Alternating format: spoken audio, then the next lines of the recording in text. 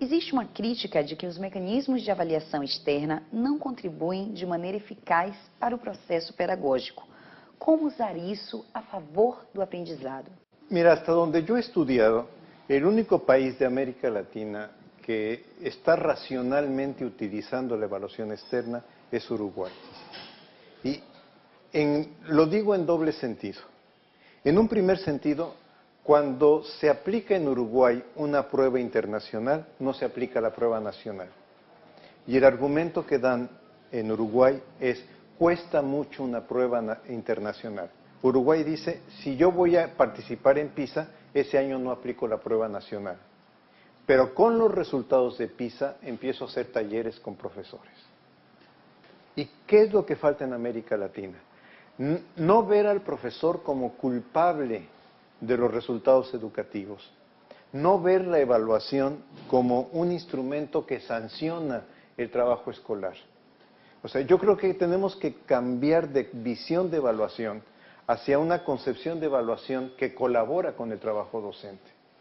Y así como un médico o un paciente no ve los análisis clínicos como algo que va contra el paciente, entonces los resultados de un examen, cuando se ven desde la perspectiva de cómo pueden apoyar el trabajo del aula, tenían que ser regresados al profesor para que en talleres trabaje qué significan estos resultados, por qué se han dado estos resultados, y después trabaje otra parte del taller, qué puedo hacer.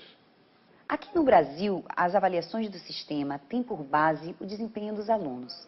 No entanto, há discussões em torno da necessidade de que o trabalho do professor também seja avaliado. Os professores, por sua vez, se mostram reticentes a essa ideia. O que o senhor pensa a respeito do assunto?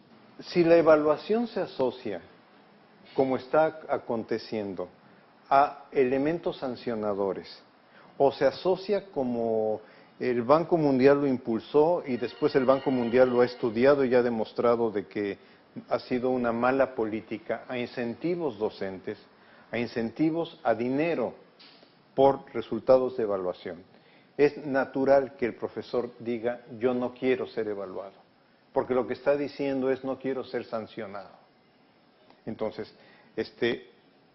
lo que hemos visto en América Latina, en los programas que se han implantado en México, los programas que recientemente se están implantando en el Ministerio de Educación de Bogotá, los programas de Costa Rica, lo que estamos viendo es que el resultado de la evaluación se regresa, por una parte, para colocar al docente en un lugar en la sociedad y decirle, miren, estos son los buenos profesores de los buenos alumnos.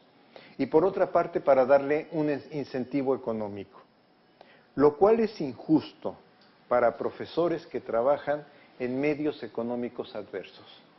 Porque todos sabemos, un estudiante que no tiene buena nutrición, que tiene un ambiente familiar con un ambiente cultural bajo, o sencillamente con un ambiente cultural totalmente adverso a la educación, es muy difícil que logre los mejores resultados en el trabajo escolar. O senhor também alerta para o risco de os professores se concentrarem mais nos alunos que têm melhores notas. O que os professores deveriam fazer? Encarar a avaliação como processo e não de uma forma pontual é um caminho? Mira, a mí se me está ocurriendo, no lo he logrado escribir, pero estoy trabajando ahorita en los esquemas de evaluación, que tenemos que modificar las maneras de planificar la clase que nos enseñaron, utilizando modelos muy de sistematización. Nos dijeron, primero plantea tus objetivos, luego analiza tu contenido, luego plantea tus estrategias de aprendizaje y luego plantea tu evaluación. Cuando viene el planteamiento de educar por competencias, que sería un tema a discutirlo, si se puede o no, pero entonces te dicen, plantea tus objetivos o tus competencias, selecciónalas y establece tu estrategia de evaluación. Y después de eso ya organiza tus actividades de aprendizaje. Y yo creo que ninguna de las dos estrategias es la correcta. Yo creo que tenemos que encontrar un modelo de planificación donde una vez que yo tengo claro las metas educativas, los propósitos educativos, y en esos propósitos puede haber alguna competencia, no digo que todo sea por competencia, y esto es importante, yo tendría que, por una parte, planificar y al mismo tiempo pensar mis estrategias de evaluación. De manera que acerque la actividad de aprendizaje a un sistema de evaluación que me está retroalimentando al mismo tiempo mi actividad de aprendizaje. Y entonces, esto es como cambiar la manera como el profesor ha sido educado en su formação didática para o trabalho docente. E nesse processo é importante a participação de todos, alunos, professores e a comunidade. Como definir o que é pertinente a cada um desses grupos? Quais são os desafios desse processo? Mira, eu creo que aqui necessitamos uma reeducação general. E quando digo uma reeducação general, necessitamos uma reeducação do professor. En el sentido de que el profesor entienda que lo más importante es cómo organiza sus actividades de aprendizaje y que las mismas actividades de aprendizaje le van a dar efectos de lo que se puede denominar evaluación formativa. Entonces, necesitamos cambiar la manera como el profesor ve esto, pero también implicaría cambiar la manera como la autoridad educativa ve esto, porque la autoridad educativa entiende un sistema de asignación de calificaciones de acuerdo a las normas de cada país, pero no entiende cuando el profesor está hablando de qué procesos está observando en los estudiantes.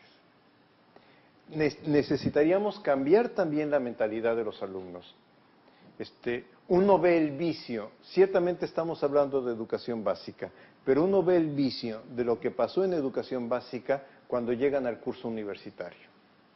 La semana pasada hablaba con un estudiante en la Universidad de México.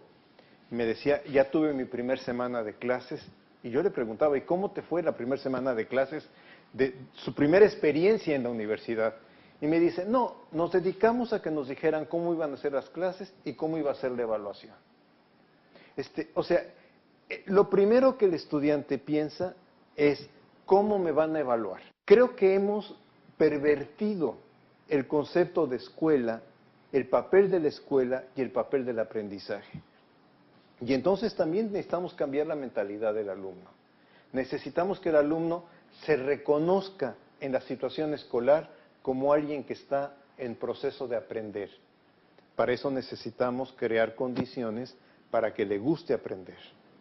Y finalmente necesitamos cambiar a los padres de familia. Y no es fácil, ¿eh? Los padres de familia no pueden seguirle pidiendo a la escuela que el alumno vaya con una boleta de calificaciones donde aparezcan las calificaciones altas. Tiene que empezar a leer de outra maneira este problema. Na entrevista, o professor Ángel Dias Barriga falou a respeito das repercussões da avaliação externa sobre a prática do professor em sala de aula. No Brasil, experiências como o SAEB, o Sistema de Avaliação da Educação Básica, e a Prova Brasil são exemplos de avaliação em larga escala adotados no país. E o tema avaliação externa continua em pauta aqui no Salto para o Futuro. E este é o assunto de hoje do Mosaico. A avaliação externa interfere na avaliação que você realiza como parte de sua prática pedagógica? A gente fez essa pergunta para professores.